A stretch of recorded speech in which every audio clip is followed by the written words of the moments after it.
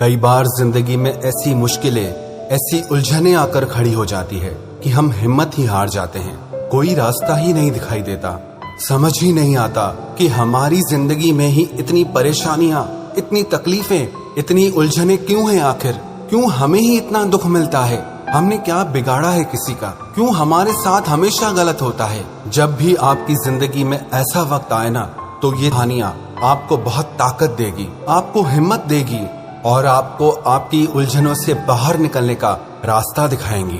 सबसे पहली कहानी, एक व्यक्ति की जिंदगी में बहुत उलझने, परेशानियां आती रहती थी और एक दिन तो उसका इतना ज्यादा खराब हुआ, वो परेशान हो गया अपनी जिंदगी से और रात के समय ईश्वर से फरियाद करने लगा। वो इंसान बहुत गुस्से में था और परमात्मा से कहने लगा, आपने आज मेरा पूरा दिन खराब कर दिया, आपने क्यों मेरे साथ ऐसा किया? तो परमात्मा ने पूछा, क्यों, ऐसा क्या हुआ तुम्हारे साथ? तो वो व्यक्ति बोला, मुझे सुबह को जल्दी उठना था, लेकिन मेरा अलार्म नहीं बजा और मुझे उठने में देर हो गई। एक तो पहले ही मुझे देर हो गई थी और जैसे ही मैंने अपना स्कूटर स्टार्ट किया तो मेरा स्कूटर भी खराब हो गया।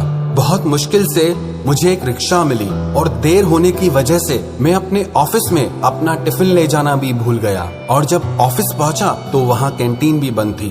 बड़ी मुश्किल से मुझे कहीं से एक सैंडविच मिला और पूरा दिन मुझे उस एक सैंडविच पे निकालना पड़ा, लेकिन वो सैंडविच भी खराब था। मुझे कहीं से फोन पर एक बहुत अच्छा ऑफर आया, लेकिन उसी समय पर मेरा फोन खराब हो गया, फोन ही बंद हो गया मेरा।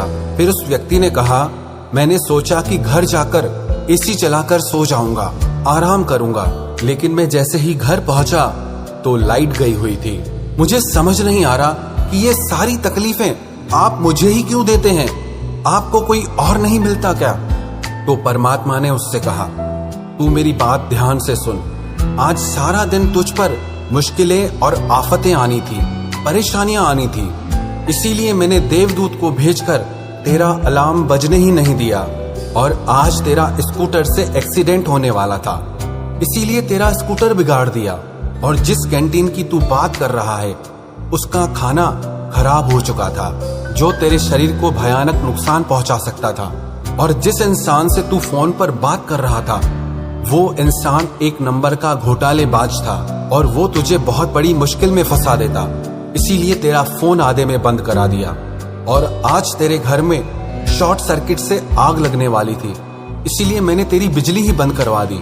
ईश्वर ने उस व्यक्ति से कहा, मैंने तुझे दुख देने के लिए या तुझे परेशान करने के लिए ये सारी उलझनें नहीं दी, मैंने तुझे बचाने के लिए ये सारी चीजें की हैं। जब उस व्यक्ति को ये पता चला कि ये सारी चीजें मेरी रक्षा के लिए हुई हैं, तो वो परमात्मा से माफी मांगने लगा कि आप मुझे माफ कर दो, मैं आपको समझ नहीं पाया। तो परमात्मा ने कहा, माफी मांगने की जरूरत नहीं है, लेकिन विश्वास रख, मैं हमेशा तेरे साथ हूँ, मैं हमेशा सबका भला करता हूँ, मैं जो भी करूँगा तेरे भले के लिए ही करूँगा। कई बार हमारी जिंदगी में भी ऐसी मुश्किल घड़ियां आ जाती हैं, ऐसे हालात आ जाते हैं जो हमें समझ नहीं आता कि हमारे साथ ऐसा क्यों हो रहा है, लेकिन भविष्य में जाकर हमें ये समझ में आता है कि अगर हमारे साथ ये बात नहीं हुई होती तो आज हम बहुत बड़ी मुसीबत में पड़ जाते।